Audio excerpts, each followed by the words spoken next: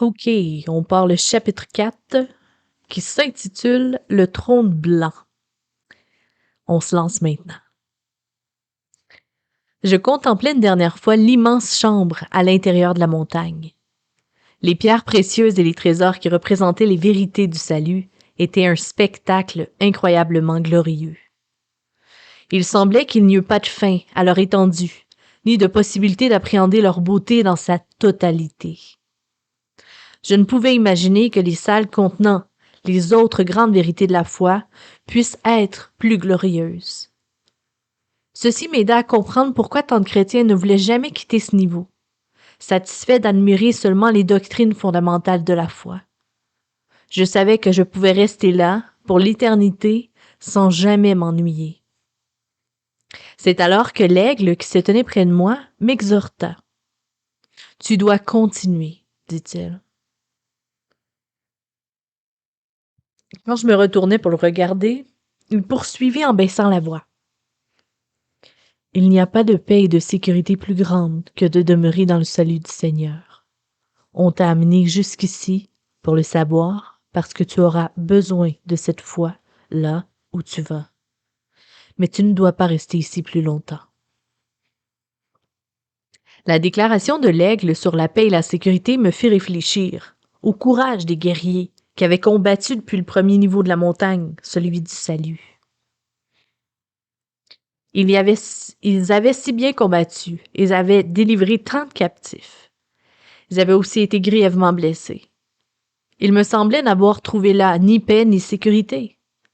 Alors l'aigle interrompit mes pensées comme s'il les devinait. Dieu a une autre définition que nous de la paix et de la sécurité. Être blessé au combat est un grand honneur.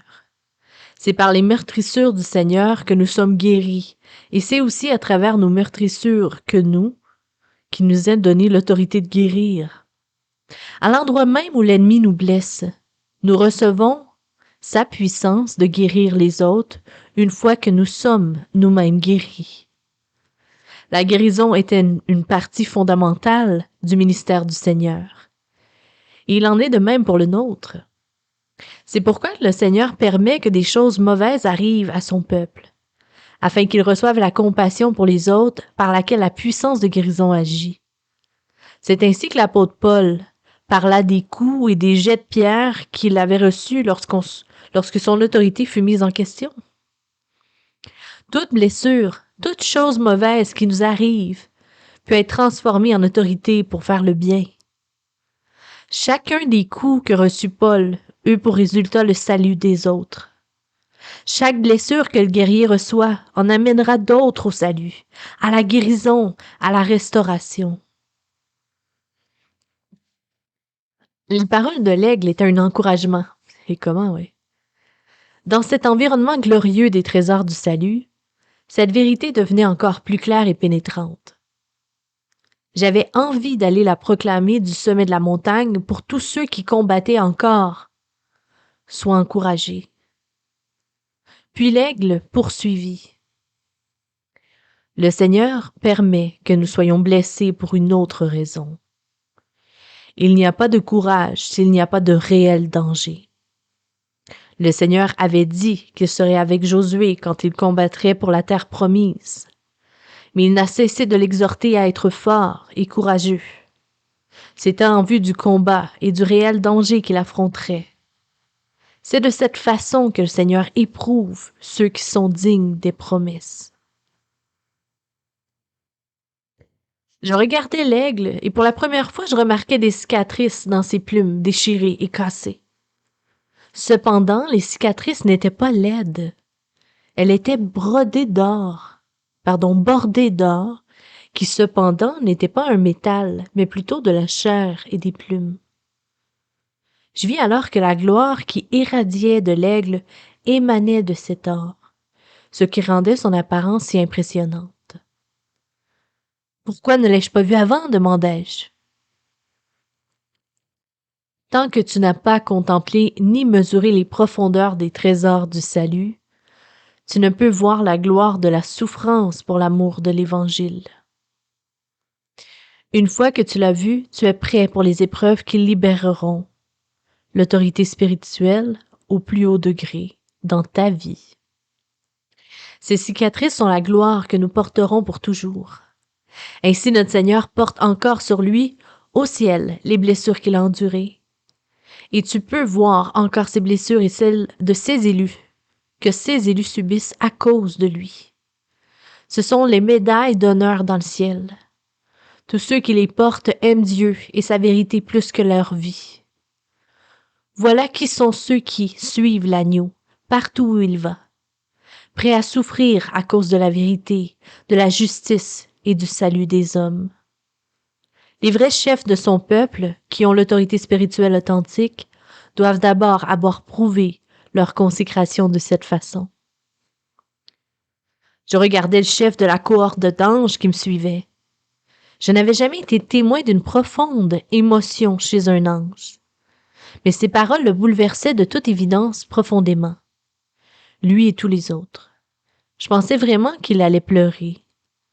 Alors, le chef parla.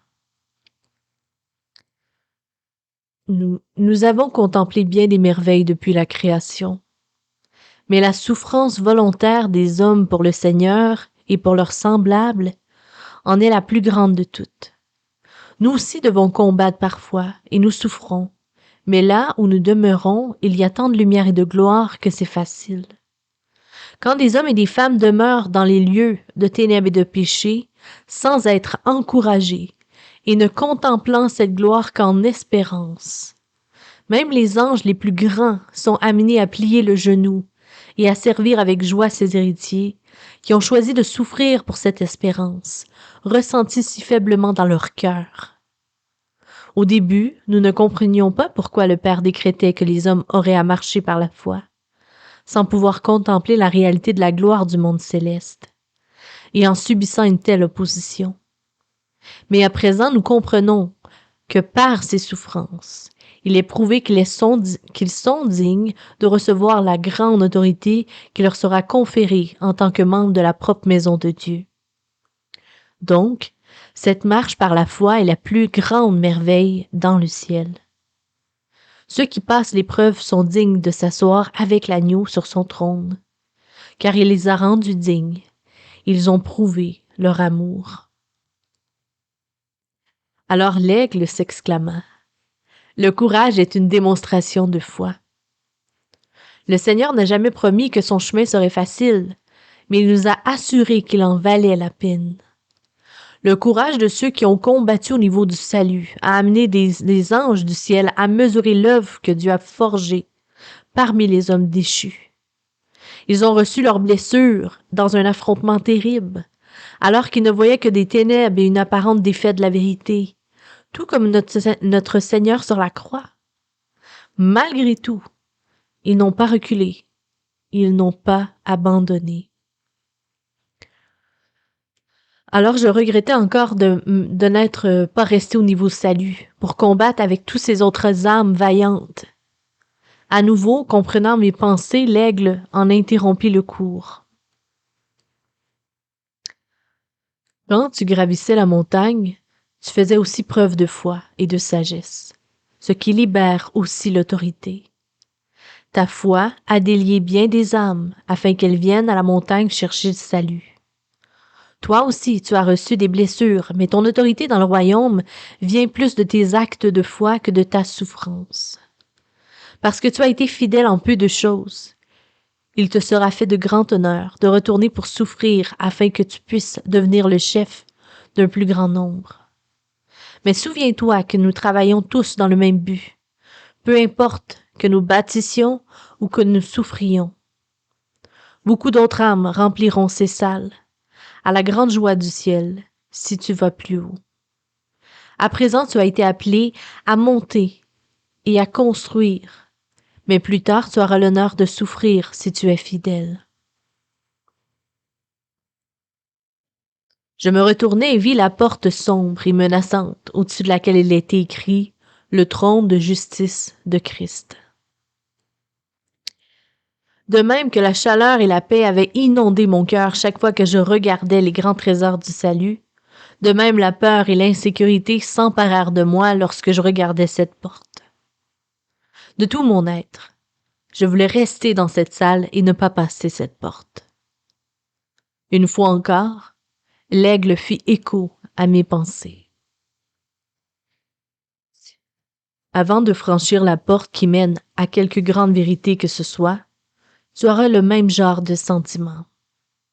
C'est précisément ce que tu as ressenti lorsque tu es entré dans cette salle pleine des trésors du salut. Ces peurs sont la conséquence de la chute. Ce sont les fruits de l'arbre de la connaissance du bien et du mal. La connaissance qui vient de cet arbre produit l'insécurité et le repli sur soi. Avec la connaissance du bien et du mal, la véritable connaissance de Dieu semble redoutable.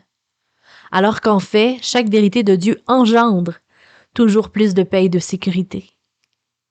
Même les jugements de Dieu doivent être désirés, car toutes ses voies sont parfaites. À ce point-là, j'avais acquis assez d'expérience pour savoir que ce qui me semble juste est en général le chemin qui produit le moins de fruits et mène souvent à l'échec. Tout au long de mon voyage, le chemin le plus risqué était celui qui conduisait à la plus haute récompense. Et ainsi, il semblait que chaque fois, l'enjeu était plus grand. Par conséquent, choisir d'aller plus haut devenait de plus en plus difficile. Je commençais à me sentir proche de ceux qui voulaient s'arrêter en cours de route et refusaient d'aller plus loin, même si plus que jamais je savais que c'était une erreur. La seule véritable sécurité consistait toujours à aller de l'avant dans les lieux qui demandaient davantage de foi, et ainsi à dépendre toujours plus du Seigneur. Oui, il faut avoir plus de foi pour marcher dans les lieux les plus élevés de l'esprit, ajouta l'aigle. Le Seigneur nous a donné la clé de son royaume quand il a dit « Celui qui veut sauver sa vie la perdra, mais celui qui la perdra à cause de moi la retrouvera. » Seules ces paroles peuvent te garder sur le chemin qui mène au sommet. Il te conduira à la victoire dans la grande bataille à venir. Elles te permettront aussi de te tenir devant le trône de justice de Christ. Je savais que le moment de partir était arrivé. Je résolus de ne jamais oublier la gloire de cette salle de trésors du salut. Mais je savais aussi que je devais marcher au-delà. Il me fallait continuer. Je me tournais vers la porte qui menait au trône de la justice de Christ. En rassemblant mon courage, je l'ouvris et la franchis. La cohorte d'anges qui m'avait été assignée prit position autour de la porte, mais n'entra pas. « Qu'y a-t-il? N'entrez-vous pas? » dis-je d'un ton ferme. « Là où tu vas maintenant, tu dois aller seul. Nous t'attendrons de l'autre côté, » répondirent-ils. Sans répliquer, je me détournai d'eux et me mis à avancer, avant d'avoir le temps de changer d'avis. En un sens, je savais qu'il était juste que je ne sois pas sécurisée par la bonne compagnie des anges. Tandis que j'avançais dans l'obscurité, j'entendis les dernières paroles de l'aigle. Après cela, tu ne mettras plus ta confiance en quelqu'un, pas même en toi, mais seulement dans le Seigneur. J'étais dans l'obscurité la plus effrayante que j'ai jamais connue. Chaque pas était un terrible combat contre la peur. Bientôt, je me mis à croire que j'étais entré dans l'enfer lui-même. Je décidai finalement de battre en retraite, mais quand je me retournai, je ne pus rien voir. La porte était fermée et je n'arriverais même pas à la situer. Je me mis à penser que tout ce qui m'était arrivé et tout ce qui m'avait été dit par les aigles et les anges avait été une ruse pour me faire tomber dans le piège de cet enfer. J'avais été séduit. Je suppliai le Seigneur de me pardonner et de m'aider. Immédiatement, je le vis sur la croix, comme lorsque j'avais posé ma main sur la pierre rouge dans la salle et que je venais de quitter. À nouveau, je contemplais les ténèbres de son âme, tandis qu'il portait seul le péché du monde. Dans l'autre chambre, on ne voyait que de terribles ténèbres, alors qu'ici, il n'y avait alors qu'ici il y avait de la lumière. Je décidai de continuer en fixant ma pensée sur lui. Alors, à chaque pas, la paix commença à grandir dans mon cœur et tout devint plus facile, contrairement à ce que j'éprouvais quelques minutes auparavant.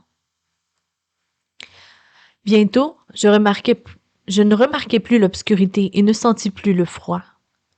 Je vis alors une faible lueur qui devint peu à peu une lumière. Elle devint si merveilleuse que j'avais l'impression d'entrer dans le ciel lui-même. À chaque pas, la gloire se faisait plus intense. Je me demandais comment un lieu si merveilleux pouvait avoir une entrée si sombre et si menaçante. Chaque pas me remplissait de joie.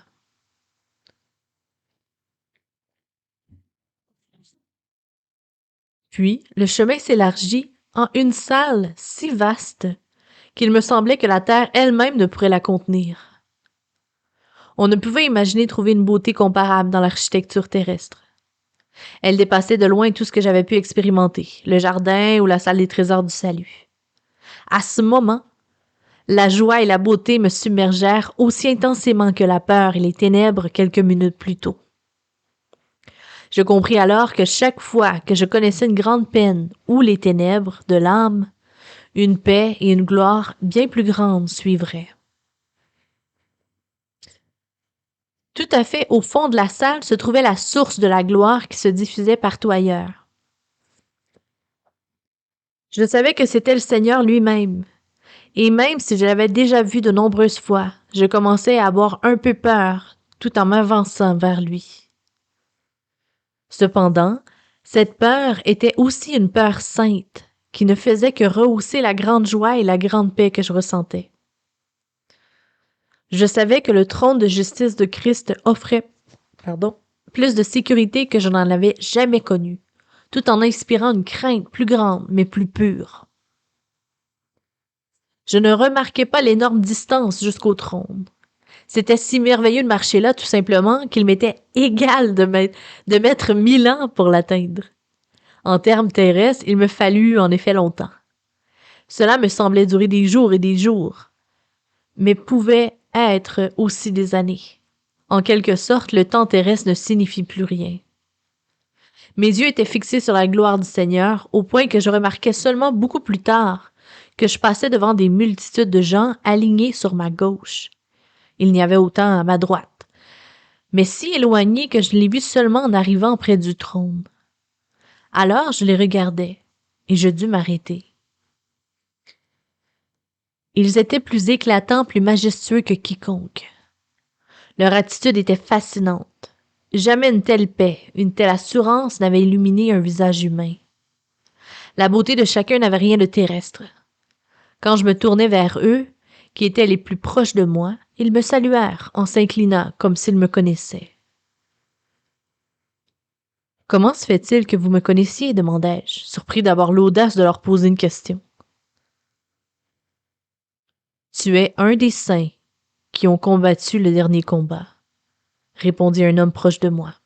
« Tout le monde ici te connaît, de même que ceux qui se battent en ce moment sur la terre. Nous sommes les saints qui ont servi le Seigneur dans les générations qui t'ont précédé.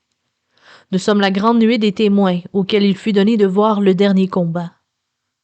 Nous vous connaissons tous et nous voyons tous ce que vous faites. » À ma grande surprise, je reconnus un homme que j'avais connu sur terre. Il avait été un croyant fidèle, mais je ne pensais pas qu'il eût fait quelque chose d'important. Il avait sur la terre un physique si ingrat qu'il était devenu très timide. À présent, il avait les mêmes traits et pourtant, il était l'être le plus beau que je n'ai jamais rencontré sur terre. Il vint vers moi avec une assurance et une dignité que je ne connaissais pas en lui, ni en aucun autre. « Le ciel est bien plus grand que tout ce que nous avions rêvé sur terre, dit-il. Cette salle n'est que le seuil de lieux glorieux qui se situe bien au-delà de la capacité de compréhension que nous avions. Il est vrai aussi que la seconde mort est bien plus terrible que nous le comprenions alors. Ni le ciel ni l'enfer ne sont comme nous les croyons. Si j'avais vu sur la terre ce que je sais ici, je n'aurais pas vécu de la même façon. C'est une grande bénédiction pour toi de venir ici avant de mourir, dit-il en observant mes vêtements. Alors je me regardais. Je portais encore le vieux manteau de l'humilité et l'armure était toujours dessous. Je me sentis terriblement sale et rustre en face de toute cette glorieuse assemblée. Je me mis à penser que je risquais de faire une grosse erreur en voulant paraître ainsi devant le Seigneur. Comme les aigles, cet homme que j'avais connu comprit mes pensées et me répondit. Ceux qui viennent ici avec ce manteau n'ont rien à craindre. Il est signe du plus haut degré d'honneur. C'est pour cela qu'ils sont tous inclinés quand tu es passé devant eux. Je n'ai vu personne s'incliner pour moi, dis-je un peu déconcerté. En fait, je ne voyais même pas personne avant cet instant. Ce n'est pas inconvenant. Nous éprouvons mutuellement le respect qu'il est dû à chacun. Même les anges nous servent, mais seul notre Dieu et notre Christ sont adorés. Il y a une différence considérable entre honorer dans l'amour et adorer. Si nous l'avions compris sur terre, nous aurions traité les autres très différemment.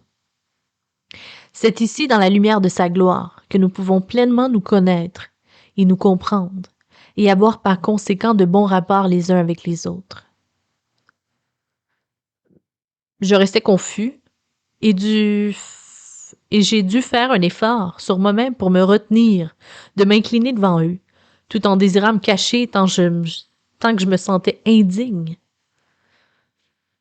Puis, je me mis à déplorer le fait que mes pensées étaient aussi insensées que sur terre. Mais ici, tout le monde les connaissait.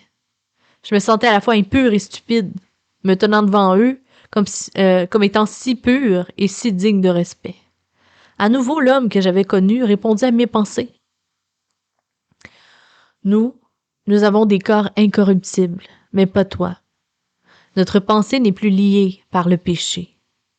Nous pouvons donc comprendre beaucoup plus que l'esprit humain ne le saurait, fût-il le plus grand, et nous passons l'éternité à approfondir cette compréhension, afin de connaître le Père et de sonder la gloire de sa création. Sur terre, vous ne pouvez même pas commencer à comprendre ce que le moindre d'entre nous connaît ici, et nous sommes les moindres de tous. Comment se peut-il que vous soyez les moindres? Demandai-je incrédule. Il y a comme une sorte de hiérarchie. La récompense de notre vie terrestre est le rang que nous tiendrons pour l'éternité. Cette grande multitude est faite de ceux que le Seigneur a appelés les vierges folles. Nous connaissons le Seigneur, avions foi que sa croix était notre salut. Cependant, nous ne vivions pas vraiment pour lui, mais bien plutôt pour nous-mêmes. Nous n'avions pas nos vases remplis de l'huile du Saint-Esprit. Certes, nous avons encore la vie éternelle, mais nous avons gâché notre vie sur la terre. Ces paroles me surprirent, mais je savais aussi qu'en ce lieu, on ne pouvait rien dire de faux. Les vierges folles ont grincé des dents dans les ténèbres extérieures, protestai-je. Nous aussi. La douleur que nous avons connue lorsque nous avons compris à quel point nous avions gâché notre vie dépassait toutes les douleurs de la terre. Seuls ceux qui l'ont expérimenté peuvent comprendre la profondeur des ténèbres où nous entraîne cette douleur. Et ces ténèbres sont d'autant plus intenses qu'elles sont comme le contre-pied de la gloire de celui pour lequel nous n'avons pas tout fait. Tu te tiens en ce moment parmi ceux qui sont au rang le plus inférieur. Il n'y a pas de folie plus grande que de connaître la merveille du salut de Dieu et de continuer à vivre pour soi. Venir ici et apprendre cette vérité cause une douleur plus forte qu'aucun âme ne peut connaître sur terre. Nous sommes ceux qui souffrons de ces ténèbres extérieures à cause de la plus grande des folies. J'étais encore incrédule. Mais tu es plus glorieux, rempli d'une joie et d'une paix plus grande que je ne l'aurais imaginé, même pour ceux qui sont au ciel. Je ne sens aucun remords en toi, et pourtant je sens qu'ici tu ne peux mentir. Il y a là quelque chose que je ne saisis pas. Me regardant dans les yeux, il poursuivit. Le Seigneur nous aime, aussi d'un amour plus grand que tu ne peux le comprendre. Devant son trône de justice, j'ai connu les ténèbres de l'âme et le remords. Bien qu'ici, nous ne mesurions pas le temps comme vous, il m'a semblé que l'épreuve avait duré autant que ma vie sur terre. Tous mes péchés, tous mes folies, dont je m'étais pas repenti, ont défilé devant moi et devant tous ceux qui sont ici. On ne peut comprendre cette douleur que si on en est passé par là. Je sentais que j'étais dans le cachot le plus profond de l'enfer, même si je me tenais devant la gloire du Seigneur. Il est resté ferme dans sa justice jusqu'à ce que toute ma vie entière ait été passée en revue. Quand j'ai dit combien je regrettais mes péchés et que j'ai demandé sa miséricorde par la croix de Jésus, il a essuyé mes larmes et ôté les ténèbres qui m'avaient envahi. Je ne ressens plus l'amertume que j'avais lorsque j'étais devant lui, mais je m'en souviens. C'est seulement ici que l'on peut se souvenir de telles choses sans en ressentir la douleur. Un instant au rang le plus humble du ciel est bien meilleur que 1000 ans de la vie la plus belle sur terre. Les pleurs que je versais sur ma folie se sont mués en joie, et je sais que je connaîtrai à jamais cette joie, même si je suis au rang le plus bas dans le ciel. Je pensais à nouveau au trésor du salut. En un sens, je savais que tout ce que cet homme m'avait dit était révélé par ses trésors. Chaque pas sur la montagne ou à l'intérieur m'avait révélé que les voies de Dieu sont à la fois plus redoutables et plus merveilleuses que je l'avais cru. Me regardant intensément, l'homme que j'avais connu poursuivit. Tu n'es pas ici seulement pour avoir une meilleure compréhension des choses, mais pour vivre une expérience et être changé. Le rang suivant de la hiérarchie est 1000 fois plus riche que celui où nous sommes. Et chaque niveau suivant est à la même distance que du précédent.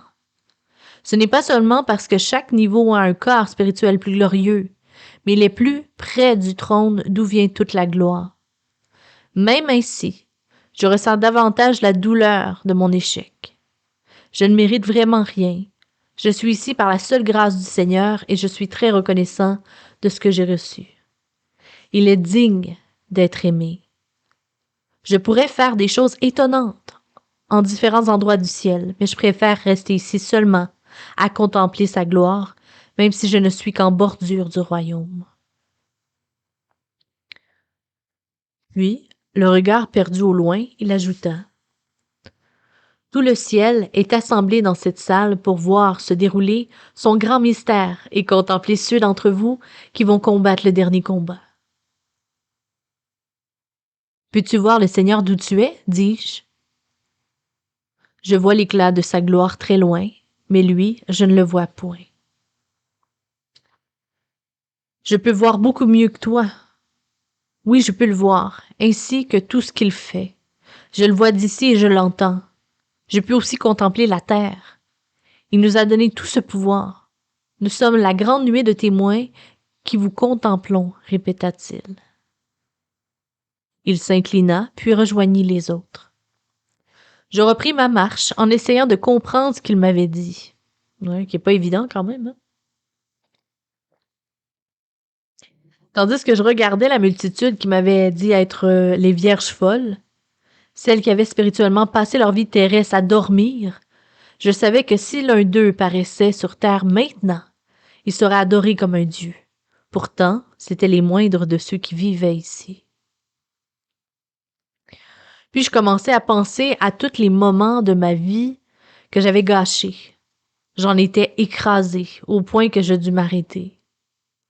Des morceaux de ma vie défilèrent devant moi. Je ressentis alors une terrible douleur à cause de ce seul péché. Moi aussi, j'avais été un des plus grands insensés. J'avais peut-être gardé plus dans ma lampe que les autres, mais maintenant, je savais quel insensé j'avais été, d'avoir réduit le contenu de ce qui m'était demandé à la façon dont les autres insensés se comportaient. Moi aussi, j'ai été comme les vierges folles. Juste au moment où j'allais m'enfoncer sous le poids de cette terrible découverte, un homme que j'avais connu et considéré comme un des grands hommes de Dieu s'avança pour me soutenir. Son geste me revigora. Puis il me salua chaleureusement. C'est un homme auprès de qui j'avais cherché une formation de disciple. Je l'avais rencontré, mais nous ne nous étions pas bien entendus. Comme plusieurs autres que j'avais essayé d'approcher pour recevoir leur enseignement, j'avais été une pierre d'achoppement. Et il m'avait finalement renvoyé. Je m'étais culpabilisée pendant des années, pensant que j'avais manqué le but à cause d'un défaut de mon caractère. Même si j'avais refoulé tout cela dans mon esprit, je portais toujours le poids de cet échec. Tout refit surface quand je le vis, et un sentiment de malaise s'empara de moi. Il était maintenant si majestueux que je me sentais encore plus détestable, et j'étais confus de ma médiocre condition. Je voulus me cacher, mais il n'y avait pas moyen que je l'évite. À ma grande surprise, son accueil chaleureux était si vrai qu'il me mit bientôt à l'aise. Il semblait qu'il n'y a jamais eu de barrière entre nous. En réalité, l'amour que je sentais venir de lui eut presque totalement raison de ma gêne. J'ai attendu cette rencontre ardemment, dit-il. Vous m'attendiez? Pourquoi? Tu es un de ceux, et ils sont nombreux, que j'attends. C'est seulement lors de mon jugement que je compris que tu étais un de ceux que j'étais appelé à aider et même à former comme disciple, mais je t'ai rejeté. Monsieur, protestai-je, ce a été un grand honneur de recevoir votre enseignement, et je suis très reconnaissant pour le temps que j'ai pu passer avec vous, mais j'avais une attitude si arrogante que j'ai mérité le rejet. Je sais que mon orgueil et ma rébellion m'ont empêché d'avoir un vrai père spirituel. Ce n'était pas de votre faute, mais de la mienne. Effectivement, tu étais plein d'orgueil, mais ce n'est pas pour cela que j'étais irrité contre toi.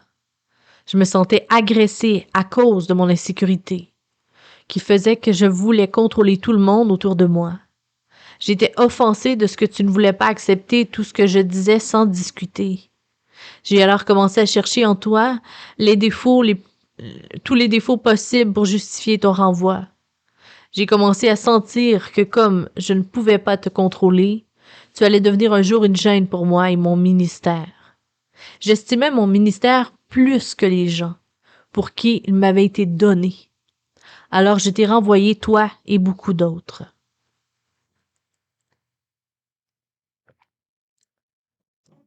Je dois admettre qu'à certains moments, je croyais que vous étiez devenu un... Je m'arrêtais confus de ce que j'étais sur le point de dire. Et tu avais raison, dit-il, avec une profonde sincérité, comme on n'en connaissait pas sur terre. J'avais reçu la grâce d'être un père spirituel, mais je fus très mauvais. Tous les enfants sont rebelles. Ils sont centrés sur eux-mêmes et ils pensent que le monde tourne autour d'eux. C'est pourquoi ils ont besoin de parents pour les éduquer. Presque tous les enfants, tôt ou tard, font des reproches à leur famille, mais ils restent membres de cette famille. J'ai renvoyé un grand nombre des propres enfants de Dieu qu'il m'avait confiés pour que je les amène et je les mène à maturité. J'ai échoué avec beaucoup de ceux qui sont restés avec moi. La plupart ont souffert de blessures terribles et inutiles que j'aurais pu les aider à éviter. Beaucoup sont maintenant prisonniers de l'ennemi. J'ai fondé une grande organisation. J'ai eu une influence considérable dans l'Église. Mais les plus grands dons que le Seigneur m'avait confiés étaient ses futurs disciples que je devais former et dont j'ai rejeté la majorité.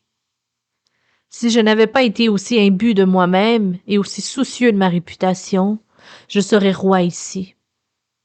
J'étais aussi appelé à m'asseoir sur un des trônes les plus élevés. Tout ce que tu as accompli et accompliras encore aurait été porté au crédit de mon compte divin. Au contraire, une grande partie de ce qui a retenu mon attention n'avait que peu d'importance véritable à l'échelle de l'éternité.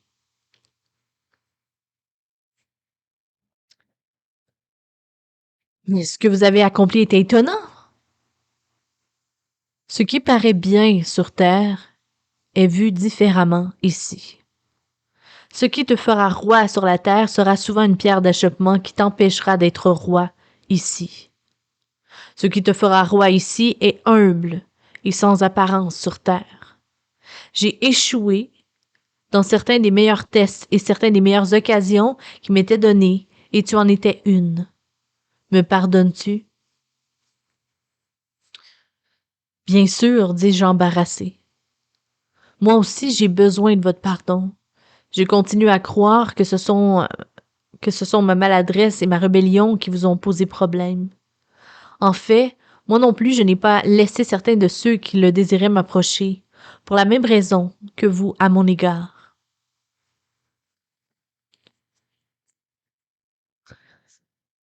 C'est vrai que tu n'étais pas parfait, et j'ai discerné avec justesse certains de tes problèmes, mais ce n'est pas une raison de rejeter qui que ce soit. Le Seigneur n'a pas rejeté le monde lorsqu'il a vu ses échecs, heureusement. Il ne m'a pas rejeté lorsqu'il a vu mes péchés. Il a donné sa vie pour nous. C'est toujours le plus grand qui doit donner sa vie pour le plus petit. J'avais plus de maturité et plus d'autorité que toi, mais je suis devenu comme l'un de ces insensés de la parabole. J'ai rejeté le Seigneur en rejetant ceux qui m'envoyaient, toi et les autres. Les mots qu'il prononçait m'atteignaient au plus profond de moi-même. J'étais aussi coupable de tout ce qu'il mentionnait. De nombreux jeunes gens et jeunes femmes que j'avais refoulés parce qu'ils n'étaient pas assez importants à mon goût défilaient maintenant dans ma mémoire. Je désirais désespérément m'en retourner pour les rassembler tous. La douleur que je ressentais était pire que celle d'avoir gâché mon temps. J'avais gâché des gens.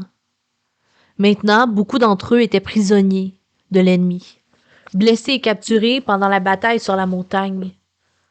L'enjeu de ce combat était des personnes, et pourtant ces personnes avaient été considérées comme quantité négligeable.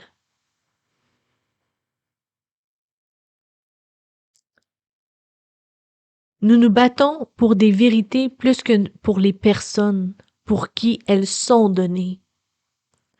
Nous nous battons pour des ministères et nous piétinons ceux envers qui ils s'exercent.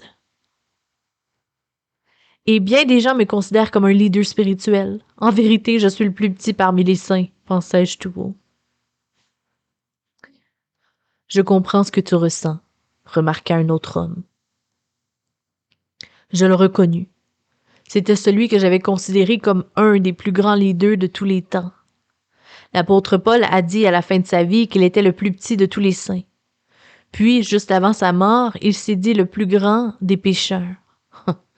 S'il n'avait pas appris cela durant sa vie terrestre, lui aussi aurait couru le risque de devenir un des moindres saints du ciel. Parce qu'il a appris cela sur terre, il est maintenant un de ceux qui sont les plus proches du Seigneur. Et son rang sera l'un des plus élevés pour l'éternité. Voir cet homme dans l'assemblée des vierges folles fut pour moi la plus grande des surprises. Je ne peux pas croire que tu sois toi aussi l'un des insensés qui ont passé leur vie à dormir. Pourquoi es-tu ici? Je suis ici parce que j'ai commis une faute énorme. Faute que tu peux faire aussi, puisque la proclamation du glorieux évangile de notre Sauveur t'a été confiée. L'apôtre Paul est passé du stade où il ne se considérait pas inférieur aux plus grands apôtres à celui où il se disait le plus grand des pécheurs. J'ai fait comme lui, mais en sens inverse. Je suis parti du fait que j'étais un des plus grands pécheurs qui ait trouvé grâce, et j'en suis arrivé à penser que j'étais un des plus grands apôtres. C'est par orgueil et non par insécurité, comme notre ami, que j'ai commencé à attaquer tous ceux qui ne voyaient pas les choses exactement comme moi. Ceux qui me suivaient, je les ai dépouillés de leur vocation et même de leur personnalité, en faisant pression sur eux pour qu'ils deviennent comme moi. Personne autour de moi ne pouvait être lui-même. Nul n'osait me remettre en question. Je l'aurais mis en miettes. Je pensais qu'en abaissant les autres, je m'élevais. Je croyais que j'étais pour tous les saints, je croyais que j'étais pour tous le Saint-Esprit en personne. Vu de l'extérieur, mon ministère était comme une machine bien huilée, dans l'unité avec tous et en ordre parfait. Mais c'était celui d'un camp de concentration. J'ai pris les propres enfants du Seigneur et en ai fait des automates à ma propre image, au lieu qu'ils soient à l'image du Seigneur. À la fin, je ne servais même plus le Seigneur, mais l'idole que je m'étais faite de moi-même. À la fin de ma vie, j'étais littéralement un ennemi de la vérité, la véritable évangile, du moins en pratique, même si mes enseignements et mes écrits avaient de l'air impeccablement bibliques. Venant de cette personne, ses paroles étaient incroyables, et je commençais à me demander si chaque rencontre que je faisais là était prévue pour m'ébranler un peu plus que la précédente. S'il est exact que tu sois devenu un ennemi de l'Évangile, comment se fait-il que tu sois là, demandai-je. Par la grâce de Dieu. J'ai toujours eu foi en l'œuvre de la croix pour mon salut personnel, même si j'en ai effectivement éloigné d'autres en les conduisant à moi plutôt qu'au Seigneur. Et pourtant, notre Sauveur bien-aimé nous demeure fidèle, même si nous sommes infidèles. C'est aussi par sa grâce que le Seigneur m'a ôté de la terre avant l'heure, afin que ceux qui étaient sous ma coupe puissent le trouver et le connaître lui seul. Ma stupeur était à son comble à l'idée que ce fût vrai pour cet homme particulier. L'histoire nous avait donné une image tout à fait différente de lui. Lisant ce qui se passait dans mon cœur, il continua. En vérité, Dieu a une série de livres d'histoires différentes de celles des hommes. Tu en as eu un aperçu, mais tu n'as pas encore découvert toute la différence. Les histoires terrestres passeront, mais les livres que l'on garde ici resteront à jamais. Si tu peux te réjouir de ce que le ciel conserve de ta vie, tu es certes béni. Les hommes voient obscurément, à travers une vitre, de sorte que leur histoire sera toujours voilée et parfois complètement fausse. Comment se fait-il que tant d'autres leaders t'aient tellement estimé? Demandai-je, car j'avais du mal à assimiler ce que j'entendais. Très peu, oui, très peu de chrétiens ont le don du discernement. Sans ce don, il est impossible de discerner la vérité dans le temps, présent ou dans le passé. Même avec ce don, c'est difficile. Avant ce jour où on vient ici et où on est dépouillé, on juge les autres d'après les critères erronés, qu'ils soient positifs ou négatifs. Voilà pourquoi on est averti de ne pas juger avant le temps. Tant qu'on n'est pas venu ici, on ne peut pas savoir vraiment ce qui est dans le cœur des autres, qu'ils accomplissent de bonnes ou de mauvaises choses. Il y a eu de bons motifs, même chez les pires des hommes, et de mauvais, même chez les meilleurs. C'est ici seulement que les hommes sont jugés à la fois sur leur acte et leur intention. De retour sur Terre, serais-je capable de discerner correctement les faits parce que j'aurais été ici? Tu es ici parce que tu as prié le Seigneur qu'il te juge sévèrement et qu'il te corrige sans pitié, afin que tu le serves plus parfaitement. Ce fut une des requêtes les plus sages que tu n'aies jamais faites. Le sage se juge afin de ne pas être jugé. Celui qui est plus sage encore demande le jugement du Seigneur, car il se rend compte qu'il ne peut même pas se juger correctement. C'est tellement vrai. Tu repartiras d'ici avec beaucoup de sagesse et de discernement, mais sur la terre, tu verras toujours comme au travers d'un miroir, du moins jusqu'à un certain point. L'expérience que tu fais ici t'aidera à mieux connaître les hommes, mais tu ne les connaîtras pas pleinement. Tu les connaîtras pleinement que lorsque tu seras ici définitivement, Quand tu partiras d'ici, ce qui t'impressionnera le plus, c'est de connaître si peu les hommes, et non le contraire. Il en est exactement de même en ce qui concerne les actes des hommes. J'ai été autorisé à te parler parce qu'en un sens, je t'ai formé à travers mes écrits, et que connaître la vérité à mon sujet t'aidera, conclut le grand réformateur. Puis, une femme que je ne connaissais pas se détacha des rangs. Elle était d'une beauté et d'une grâce à vous couper le souffle, sans qu'il n'y eût rien de sensuel ni de séducteur. J'étais sa femme sur terre, commença-t-elle. Une grande partie de ce que tu sais de lui venait en réalité de moi, de sorte que ce que je vais dire ne concerne pas que lui, mais de nous deux. On peut réformer l'Église sans réformer son âme. On peut décider du cours de l'histoire et ne pas faire la volonté du Père, ni glorifier son Fils. Si on s'engage à faire l'histoire des hommes, on le peut, mais c'est une œuvre éphémère qui disparaîtra comme s'évanouit une volute de fumée.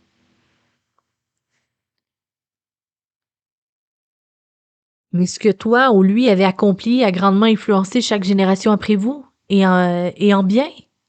Il est difficile d'imaginer dans quelle obscurité aurait été le monde sans lui, protestai-je. C'est vrai, mais on peut gagner le monde entier et cependant perdre son âme. C'est seulement en gardant son âme pure que l'on peut avoir un impact sur le monde, qui soit utile au dessein éternel de Dieu. Mon mari a perdu son âme à cause de moi. Il l'a retrouvée à la fin de sa vie parce que j'ai été ôté de la terre pour lui donner une nouvelle chance. La plus grande partie de ce qu'il a fait, il a fait pour moi plus que pour le Seigneur. J'ai fait pression sur lui et lui ai fourni une grande partie de ce qu'il a enseigné. Je m'en suis servi pour compléter mon ego, car à cette époque, une femme n'était pas reconnue comme leader spirituel. J'ai vécu sa vie à sa place, afin de vivre ma vie à travers lui. Et très vite, je lui ai fait tout faire par simple fidélité envers moi. Tu as dû l'aimer profondément, dis-je en le regardant. Non, je ne l'aimais pas, dit-il. Et elle ne m'aimait pas. En fait, après quelques années de mariage, il n'y avait même plus d'affection entre nous. Mais comme nous avions besoin l'un de l'autre, nous avons trouvé un moyen de travailler ensemble. Notre union n'était pas sous le joug de l'amour, mais sous celui de l'esclavage. Plus nous réussissions, moins nous étions heureux, et plus nous usions de subterfuges pour tromper ceux qui nous suivaient. À la fin de notre vie, nous étions de pauvres misérables. Plus on gagne en influence en se promouvant soi-même, plus il faut lutter pour la garder, et plus la vie devient sombre et cruelle. Les rois nous craignaient, mais nous avions peur de chacun, depuis les rois jusqu'aux paysans. Nous ne pouvions faire confiance à personne, car nous vivions dans le mensonge, et nous ne pouvions même pas compter l'un sur l'autre. Nous prêchions l'amour et la confiance, car nous voulions que tout le monde nous aime et nous fasse confiance. Mais nous avions peur de tous, et nous les méprisions secrètement. Si on prêche les plus grandes vérités sans les vivre, on n'est qu'un hypocrite, avec une âme des plus tourmentées. Leurs paroles me martelaient le cœur. Je voyais déjà ma vie prenait la même direction. Dans quelle mesure est-ce que je faisais ma propre publicité au lieu de présenter Jésus-Christ? Je commençais à comprendre à quel point je cherchais à me justifier devant les autres, particulièrement ceux qui ne m'aimaient pas, qui me rejetaient ou avec qui j'étais en concurrence d'une façon ou d'une autre. Je commençais à réaliser que ma propre vie était construite sur les apparences d'une image projetée, en contradiction avec ce que j'étais réellement. Mais ici, je ne pouvais pas dissimuler. Cette grande nuée de témoins savaient tous, qui j'étais derrière l'écran de mes motifs présentés. Je regardais à nouveau ce couple. Ils se montraient si innocents et si nobles qu'il était impossible de douter de leur intention. Ils exposaient de bon gré leurs péchés et leurs retards pour mon bien. Ils étaient vraiment heureux de pouvoir le faire.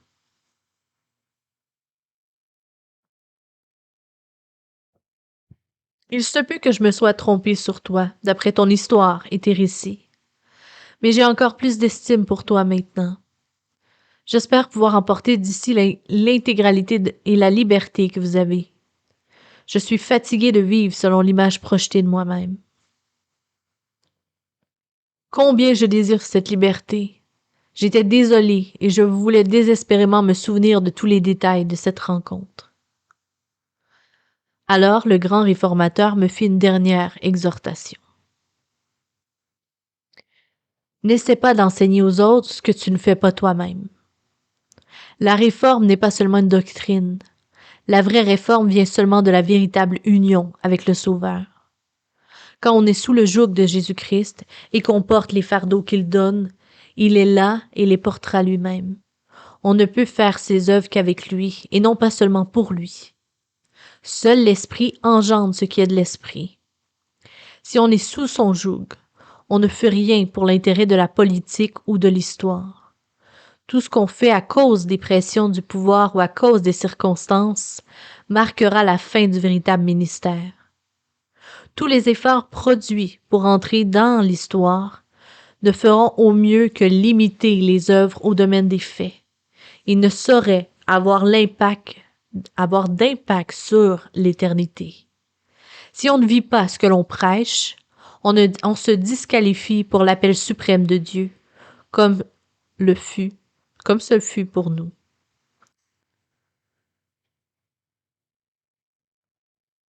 Je ne crois même pas que je pourrais envisager de rechercher un appel élevé, dis-je en l'interrompant. Je ne mérite même pas une place en ce lieu que vous dites le plus bas du ciel.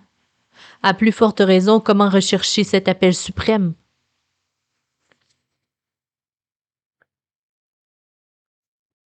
L'appel suprême, c'est pas hors de portée pour celui qui est appelé par le Seigneur. Je vais te dire ce qui te gardera sur le chemin de la vie. Aime le Sauveur et recherche sa gloire seul. Tout ce que tu feras pour t'élever t'apportera un jour la plus terrible des humiliations.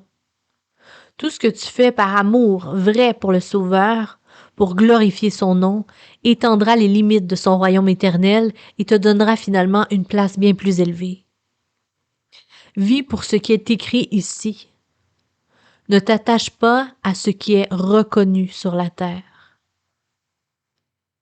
Le couple me quitta avec une joyeuse embrassade, mais moi, j'étais le plus malheureux des hommes. En m'éloignant d'eux, je fus à nouveau écrasé par mon péché.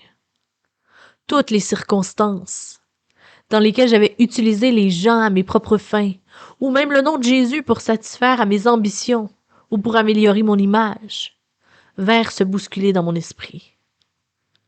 Ici, en ce lieu, où je pouvais contempler la puissance et la gloire de celui dont je m'étais servi, je ne pus soutenir l'horreur de la chose. Je tombais sur ma face en proie à un désespoir que je n'avais jamais connu.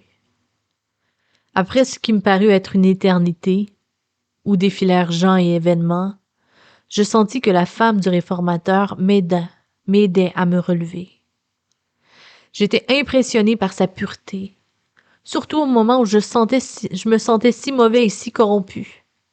J'avais l'immense désir de l'adorer à cause de sa pureté. Tourne-toi vers le Fils, dit-elle avec la plus grande gravité. Ton désir de m'adorer, ou qui que ce soit en ce moment, est seulement une tentative de détourner l'attention de toi et de te justifier en honorant d'autres que toi. Je suis pur maintenant parce que je me suis tourné vers le Seigneur. Tu as besoin de voir la corruption de ton âme, mais tu ne dois pas t'appesantir sur toi, ni chercher à te justifier par des œuvres mortes. Tu dois te tourner vers lui. Ces paroles étaient dites avec tant de vérité et un véritable amour, qu'il était impossible d'être blessé ni offensé. Quand elle vit que je comprenais, elle poursuivit. La pureté que tu as vue en moi est celle que vit d'abord mon mari quand nous étions jeunes. Mes motifs étaient relativement purs à l'époque, mais j'ai corrompu son amour, et ma propre pureté en le laissant m'adorer à tort. On ne peut jamais devenir pur rien qu'en adorant ceux qu'ils sont davantage. Il faut aller plus loin et trouver celui qui les a rendus purs, celui seul en qui il n'y a point de péché. Plus les gens faisaient notre éloge, plus nous acceptions leur louange et plus nous nous plaignions du sentier de la vie. Puis nous nous sommes mis à vivre pour recevoir les louanges et pour dominer sur ceux qui ne nous louaient pas. Alors ce fut notre fin, ainsi que celle d'un grand nombre de ceux qui se trouvent ici, au rang le plus bas.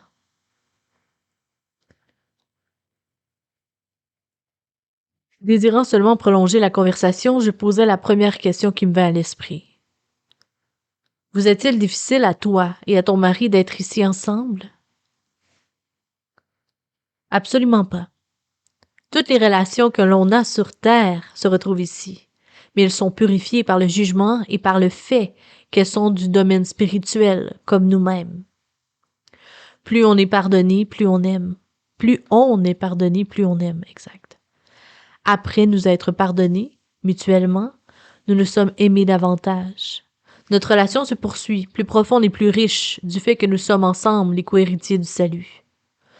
Lorsque nous avons été guéris, l'amour a pénétré aussi profondément que les blessures infligées l'un à l'autre. Nous aurions pu vivre cela sur terre, mais nous n'avons pas connu le pardon en temps voulu. Si nous l'avions connu, l'esprit de rivalité qui se trouvait dans notre relation et qui a fait dériver toute notre vie n'aurait pas pu s'enraciner en nous. Si on aime véritablement, on pardonne véritablement.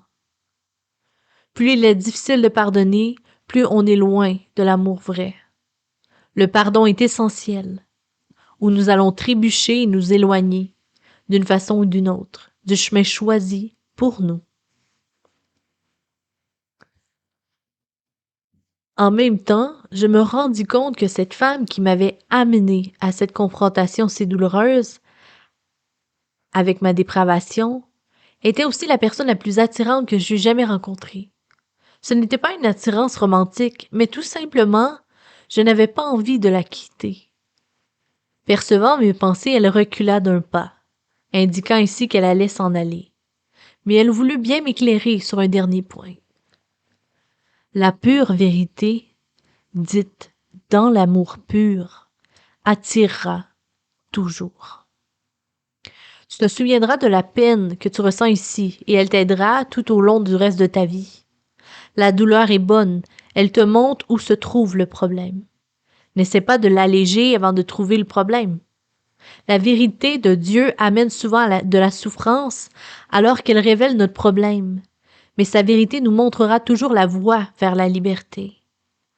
Quand tu connaîtras cela, tu commenceras même à te réjouir de tes épreuves que Dieu permet pour t'aider à rester sur le chemin de la vie.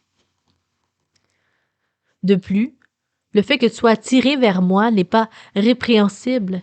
C'est l'attirance entre l'homme et la femme donnée au commencement, qui est toujours pure sous sa forme vraie. Quand la pure vérité s'allie avec le pur amour, l'homme peut être homme tel qu'il a été créé, sans avoir à dominer la femme sous l'effet de l'insécurité. Cette insécurité ne le pousse qu'à la convoitise sexuelle, qui est le degré le plus bas de l'amour à cause de notre péché. Dans l'amour vrai, l'homme devient l'homme vrai, et la femme peut être telle qu'elle a été créée, parce que leur amour a remplacé leur peur. L'amour ne manipule jamais, ni n'essaiera de contrôler par insécurité, car l'amour bannit toute peur. C'est exactement dans ce domaine que les relations peuvent se corrompre, complètement, ou se réaliser au plus profond, quand la rédemption a fait son œuvre en elles. L'amour vrai est un avant-goût du ciel, et la convoitise est l'ultime perversion de la gloire du ciel par l'ennemi. C'est dans la mesure où on est libéré de la convoitise sur la terre que l'on commence à connaître le ciel. Mais je crois ne ressentir aucun désir pour qui que ce soit ici, ni pour toi, protestai-je faiblement. Au contraire, je m'émerveillais de ce que je pouvais contempler une beauté comme la tienne sans ressentir de désir. C'est parce que tu es ici. L'éclat de sa gloire chasse toute obscurité. Mais si tu n'étais pas ici, la convoitise s'emparerait de toi, dit-elle. Je pense que tu as raison. Sera-t-on jamais libéré sur terre de cette terrible perversion? Suppliai-je. Oui. Quand notre intelligence est renouvelée par l'esprit de vérité, nous ne voyons plus les relations comme l'occasion d'obtenir quelque chose des autres, mais comme celle de donner. Donner, c'est le plus grand bonheur qui soit. Les plus merveilleuses relations humaines ne sont qu'un faible reflet de l'extase que procure le don de soi au Seigneur, dans la pure adoration. Ce que nous vivons dans l'adoration ici, ton corps fragile et non glorifié ne pourrait pas le supporter. La pure adoration de Dieu purifiera l'âme et lui offrira les splendeurs de relations vraies. Par conséquent, tu ne dois pas rechercher les relations, mais l'adoration vraie. Alors seulement les relations commencent à être ce qu'elles doivent être. L'amour vrai ne cherche jamais à être le premier ni à dominer.